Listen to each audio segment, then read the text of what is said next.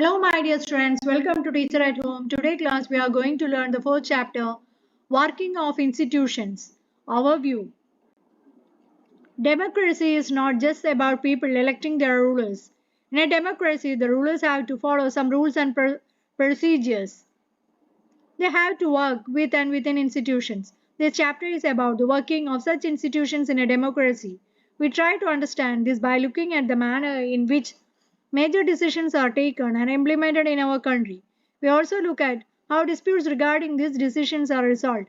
In the process, we come across three institutions that play a major role in major decisions: legislature, executive, and judiciary. We already read something about these institutions in earlier classes. Here we shall quickly summarize those and move on to asking larger questions. In the case of each institution, we ask, what does this institution do? How is this institution connected to other institutions? What makes its functioning more or less democratic? The basic objective here is to understand how all these institutions together carry on the work of government. Sometimes we compare this with the similar institutions in our other democracies. In this chapter, we take our examples from the working of the national level government called central government, union government, or just government of India. While reading this chapter, you can think and discuss examples from the working of the government in your state. How is a major policy decision taken? Government order. On August 13, 1990, the Government of India issued an order. It was called an office memorandum. Like all government orders, it had a number and is known as that OM number 36012 bar 31 bar 90 estimator S, S, SST dated 13/8/1990. The Joint Secretary and officer in the Department of Personnel and Training in the Ministry of Personnel, Public Grievances and Pension signed the order. It was quite short, barely on one page. It looked like any ordinary circular or notice that you may have seen in school. Government issues hundreds of orders every day on different matters.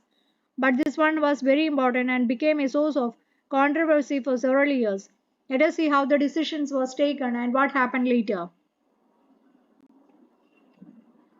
This order announced a major policy decision. It said that 27% of the vacancies in civil posts and services under the Government of India are reserved for the socially and educationally backward classes. CBSE is another name for all those people who belong to caste that are considered backward by the government.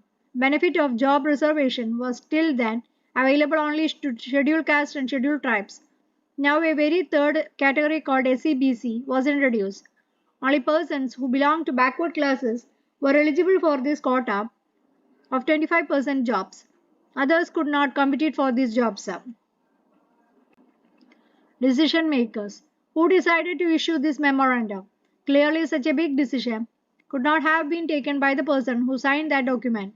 The officer was merely implementing the instructions given by the Ministry of Personnel, Public Grievances and Pensions, of which the department was a part. We can guess that such a major decision would have involved other major functionaries in our country. We have already read in the previous class about some of them. Let us go over some of the main points that you covered then. President is the head of the state and is the highest formal authority in the country. Prime Minister is the head of the government and actually exercises all governmental powers. He takes most of the decisions in the cabinet meetings. Parliament consists of the president and two houses, Lok Sabha and Rajya Sabha. The Prime Minister must have the support of the majority of Lok Sabha members. So, were all the people involved in this decision regarding the office memorandum? Let us find out. This office memorandum was the culmination of a long chain of events. The Government of India had appointed the Second Backward Classes Commission in 1979. It was headed by B.P. Mandal. Hence, it was popularly called the Mandal Commission. It was asked to determine the criteria to identify the socially and educationally backward classes of India and recommended steps to be taken for their advancement. Commission gave its report in 1980 and made many recommendations. One of these was that 27% of the government jobs be reserved for the socially and educationally backward classes. The report and recommendations were discussed in the parliament. For several years, many parliamentarians and parties kept demanding the implementation of the commission's recommendations. Then came the Lok Sabha election in 1989. In its election manifesto, the Janata Dal promised that, if voted to power, it would implement the Mandal Commission report. The Janata Dal did form the government after the election. Its leader VP Singh became the Prime Minister. Several developments took place after that. President of India, in his address to the Parliament, announced the intention of the government to implement the recommendations of the Mandal Commission. On 6 August 1990, the Union Cabinet took a formal decision to implement the recommendations. Next day, the Prime Minister VP Singh informed the Parliament about the decisions through a statement in both the houses of the Parliament. The decisions of the Cabinet were sent to the Department of Personnel and Training. Senior officers of the department drafted an order to align with the Cabinet decisions and took the Minister's approval. An officer signed the order on behalf of the Union government. This was how OM number 362/31/90 was born on 13th August 1990. For the next few months, this was most hotly debated issue in the country. Newspapers and magazines were full of different views and opinions on this issue. It led to the widespread protest and counter-protests, some of which were violent. People reacted strongly because this decision affected thousands of job opportunities.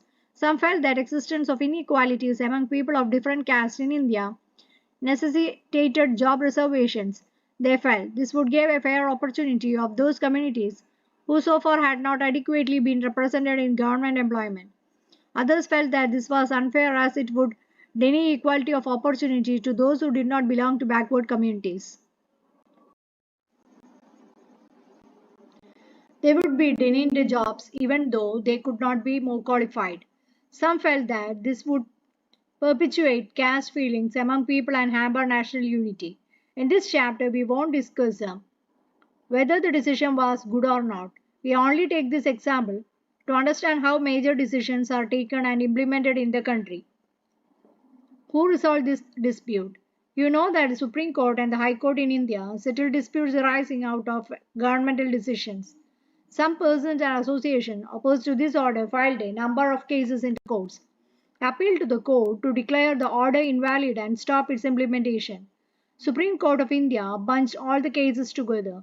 This case was known as the Indira Swamy and others versus Union of Indian case. 11 judges of the Supreme Court heard arguments of both sides. By a majority, the Supreme Court judges in 1992 declared that this order of the Government of India was valid. At the same time, Supreme Court asked the government to modify its original order. It said that well-to-do persons among the backward classes should be excluded from getting the benefit of reservation. Accordingly, the Department of Personnel and Training issued another office memorandum on 8 September 1993. The dispute thus came to an end and this policy has been followed since then. Need for political institutions. We have seen one example of how the government works. Governing a country involves various such activities. For example, government is responsible for ensuring security to the citizen, providing facilities for education and health to all. It collects taxes and spends the money thus raised on administration, defense and development programs. It formulates and implements several welfare schemes. Some persons have to take decisions on how to go about these activities. Others have to implement these decisions. If disputes arise on the decisions or in their implementation, there should be someone to determine what is right and what is wrong. It is important that everyone should know who is responsible for doing what. It's also important that these activities keep taking place even if the persons in key positions change. So attend to all these tasks. Several arrangements are made in all modern democracy. Such arrangements are called institutions.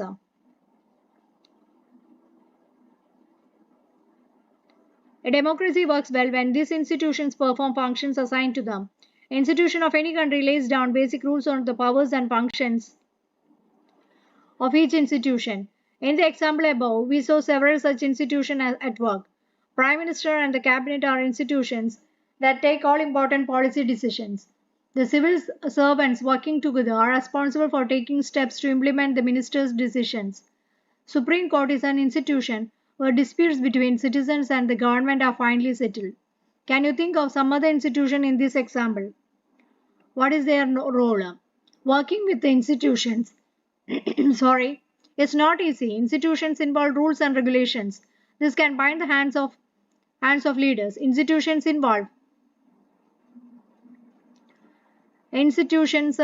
no, it is not institution involved rules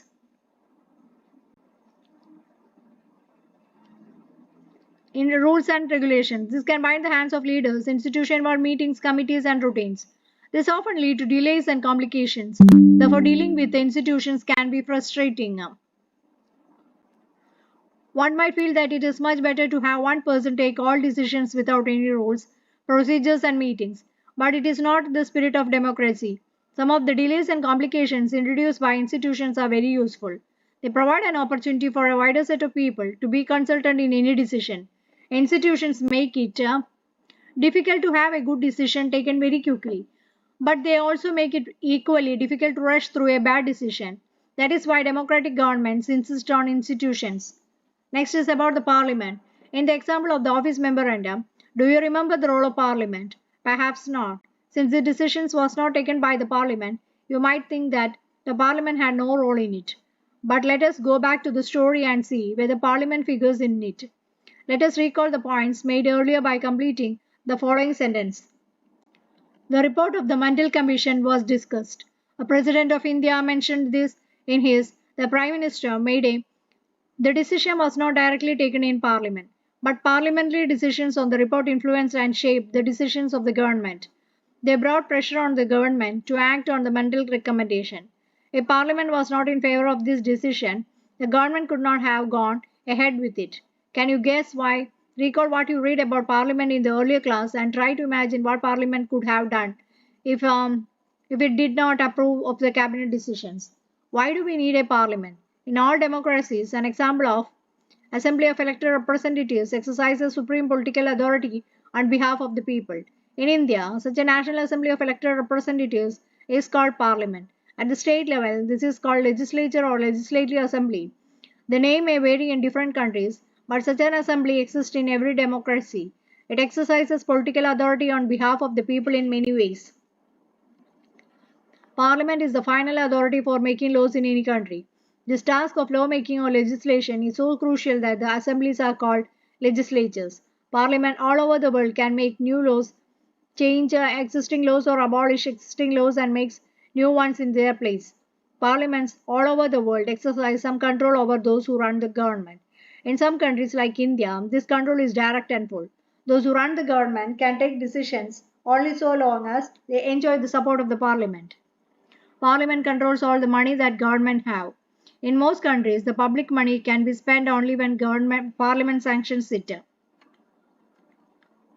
Parliament is the highest forum of discussion and debate on public issues and national policy in any country. Parliament can seek information about any matter. Two houses of parliament. Since parliament play a central role in modern democracies, most large countries divided the role and power of parliament in two parts. They are called the chambers or houses. One house is usually directly elected by the people and exercises the real power on behalf of the people. Second house is usually elected indirectly and performs some special functions. The most common work for the second house is to look after the interests of various states, regions or federal units. In our country, parliament consists of two houses. The two houses are known as the Council of States Rajya Sabha and the House of the People Lok Sabha. The President of India is a part of the parliament, although she is not a member of either house. That is why all laws made in the houses come into force only after they receive the assent of the President. You have read about the Indian Parliament in earlier classes. From the chapter 3, you know that how Lok Sabha elections take place. Let us recall some key differences between the composition of the two houses of parliament. Answer the following for the Lok Sabha and the Rajya Sabha. What is the total number of members? Who elect the members? What is the length of the term years? Can the house be resolved in its permanent? Which of the two houses is more powerful? It might appear that the Rajya Sabha is more powerful. For some time it is called the upper chamber and the Lok Sabha is the lower chamber. But this does not mean the Rajya Sabha is more powerful than Lok Sabha. This is just an odd or style of speaking and not the language used in our constitution. Our constitution does give the Rajya Sabha some special powers over the states, but on most powers matters the Lok Sabha exercises a supreme power. Let us see how. Any ordinary law needs to be passed by both the houses, but if there is a difference between the two houses, final decision is taken in a joint session in which members of both the houses sit together. Because of the larger number of members, the view of Lok Sabha is likely to prevail in such a meeting. Lok Sabha exercises more powers in money matters. Once the Lok Sabha passes the budget of the government or any other money related law, Rajya Sabha cannot reject it. Rajya Sabha can only delay it by 14 days or suggest changes in it. Lok Sabha may or may not accept these changes. Most importantly, the Lok Sabha controls the Council of Ministers. Only a person who enjoys the supports of the majority of the members in the Lok Sabha is appointed the Prime Minister. If the majority of the Lok Sabha members say they have no confidence in the Council of Ministers, all ministers, including the Prime Minister, have to quit. Rajya Sabha does not have the power. A day in the life of Lok Sabha. 7th December 2004 was an ordinary day in the life of the 14th Lok Sabha. Let us take a look at what happened in the course of the day. Identify the role and powers of the Parliament on the basis of the proceeding for the day as given below. You can also interact this day in your classroom. 11 o'clock. Various ministers gave written answers to about 250 questions that were asked by members.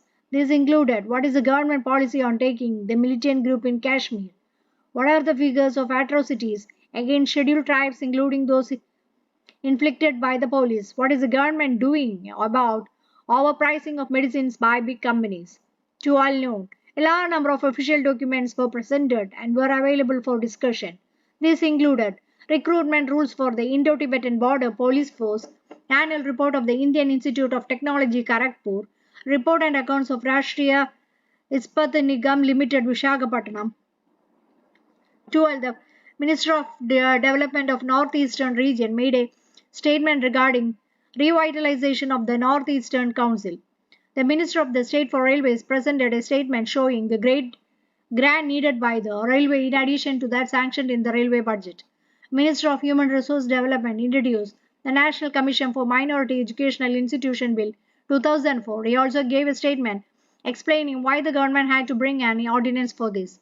12-14, several members highlighted some issues, including the vindictiveness of the Central Bureau of Investigation in registering cases against the leaders in the Tehelka case, need to include Rajasthani as an official language in the constitution, need to renew the insurance policies of farmers, agriculture workers of Andhra Pradesh. Two bills proposed by the government were considered and passed. They were the security laws and the enforcement of security interest and recovery of debts laws. Finally, there was a long discussion regarding the foreign policy of the government and the need to continue independent foreign policy in the context of the situation in Iraq. Discussion concluded House adjournment for the next day. Political executive. Do you remember the story of the office memorandum with which we started this chapter? We found out that the person who signed the document did not take this decision. He was only executing the policy decision taken by someone else. We noted the role of the Prime Minister in taking that decision, but we also know that he could not have taken the decision if he had not have support from the Lok Sabha.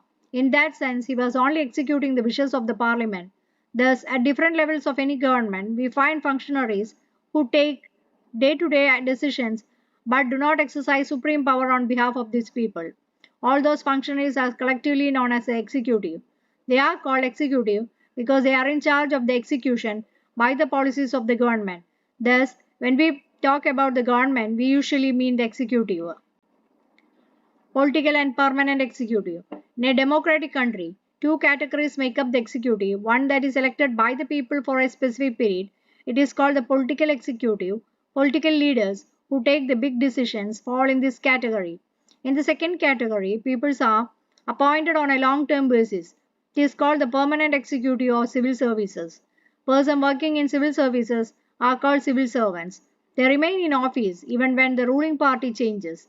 These officers work under political executive and assist them in carrying out the day-to-day administration. Can you recall the role of political and non-political executive in the case of the office memorandum? You might ask, why does the political executive have more power than the non-political executive? Why is the minister more powerful than the civil servant? The civil servant is usually more educated and has more expert knowledge of the subject. Advisors working in the finance ministry know more about economics than the finance minister. Sometimes the ministers may know very little about the technical matters that come under their ministry. This could easily happen in ministries like defense, industry, health, science and technology, mines, etc. Why should the minister have the final say to this matter? The reason is very simple. In a democracy, the will of the people is supreme. A minister is an elected representative of the people and thus empowered to exercise the will of the people on their behalf. She is finally answerable to the people for all the consequences of her decision. That is why the minister takes all the final decisions. The minister decides the overall framework and objectives in which decisions on policy should be made. The minister it is not and is not expected to be an expert in the matters of this ministry. The minister takes the advice The minister takes the advice of experts on all technical matters, but very often experts hold different opinions or place before her more than one option. Depending on what the overall objective is, the minister decides. Actually, this happens in any large organization. Those who understand the overall picture take the most important decisions, not the experts. Experts can tell the route, but someone with a larger view decide the destination. In a democracy, elected minister perform this role. Prime Minister and Council of Ministers. Prime Minister is the most important political institution in the country. Yet there is no direct minister for the post of the Prime Minister. The President appoints the Prime Minister, but the President cannot appoint anyone she likes. President appoints the leader of the majority party of the coalition or parties that commands a majority in the Lok Sabha as Prime Minister in case no single party or alliance get a majority. The President appoints the person most likely to secure the majority support. Prime Minister does not have a fixed tenure. He continues in power so long as he remains the leader of the majority party of coalition. After the appointment of the Prime Minister, the President appoints other ministers on the advice of the Prime Minister. The ministers are usually from the party or the coalition that has the majority in the Lok Sabha. Prime Minister is free to choose ministers as long as they are the members of the parliament. Sometimes a person who is not a member of the parliament can also become a minister, but such a person has to get elected to one of the houses of parliament within 6 months of the appointment as minister. Council of Ministers is the official name of the body that includes all the ministers. It usually has 60 to 80 ministers of different ranks. Cabinet ministers are usually top level leaders of the ruling party or parties who are in charge of the major ministries. Usually, the cabinet ministers meet to take decisions in the name of the Council of Ministers. Cabinet is thus the inner ring of the Council of Ministers, comprises about 25 ministers. Ministers of state with an independent charge are usually in charge of smaller ministries. They participate in the cabinet meeting only when specially invited. Ministers of state are attached to the and required to assist cabinet ministers.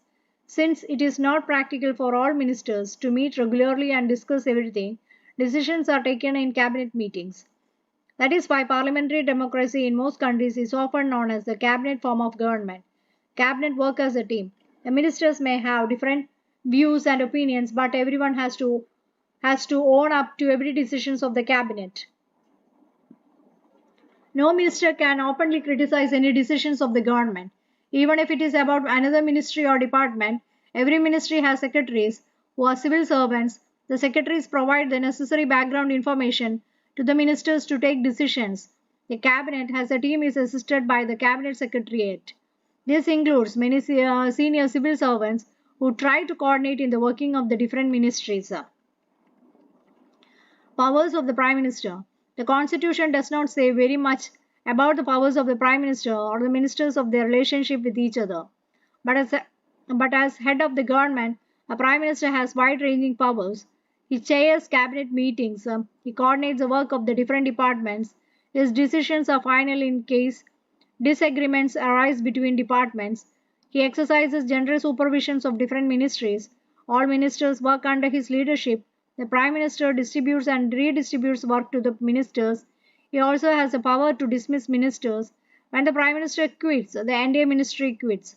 Thus, if the cabinet is the most powerful institution in India, within the cabinet it is the Prime Minister who is the most powerful.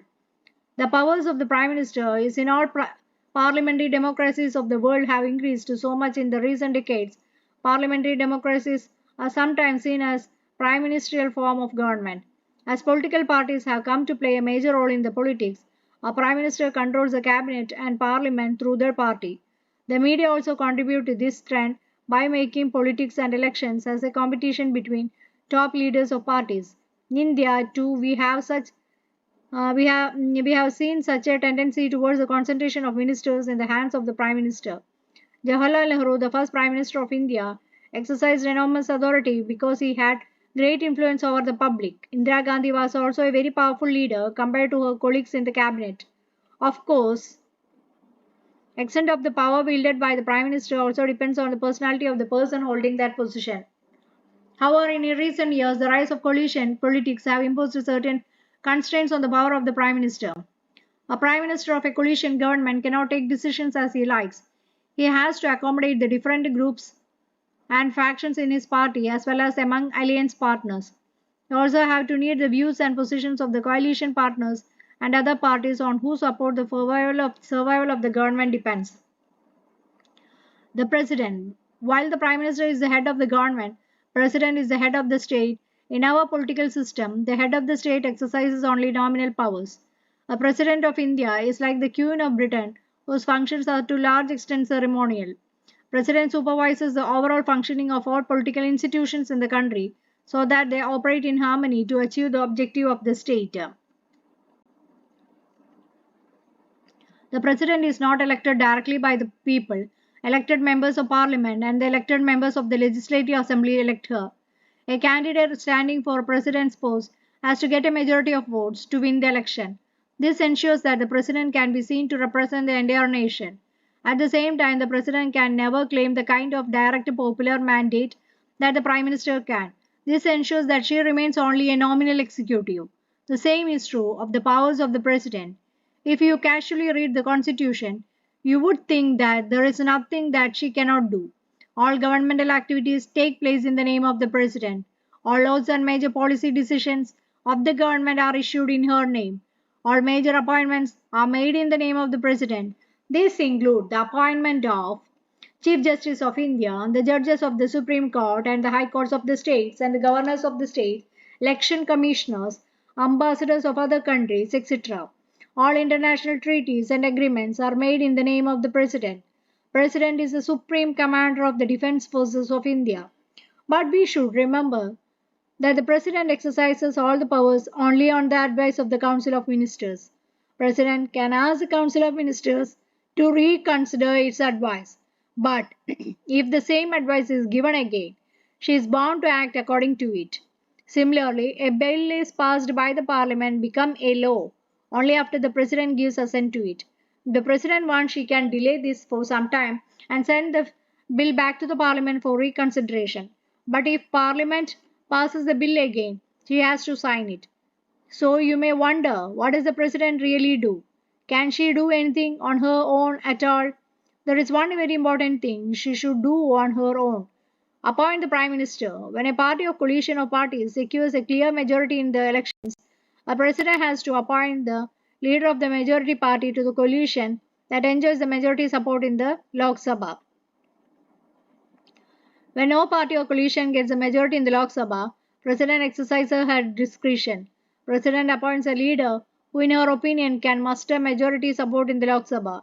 In such a case, the President can ask the newly appointed Prime Minister to prove majority support in the Lok Sabha within a specified time. Presidential system. Presidents all over the world are not always nominal executives like the President of India. In many countries of the world, the President is both the head of the state and the head of the government. President of the United States of America is most well-known example of this kind of president. US President is directly elected by the people. He personally chooses and appoints all ministers. The lawmaking is still done by the legislature called the Congress in the US, but the President can veto any law. Most importantly, the President does not need the support of the majority of members in the Congress, and neither is he answerable to them. He has a fixed tenure of 4 years and completes it even if his party does not have a majority in the Congress. This model is followed in most of the countries of Latin America and many of the ex-Soviet Union countries. Due to the centrality of the president, this system of government is called the presidential form of government.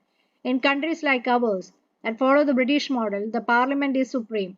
Therefore, our system is called the parliamentary system of government. The judiciary.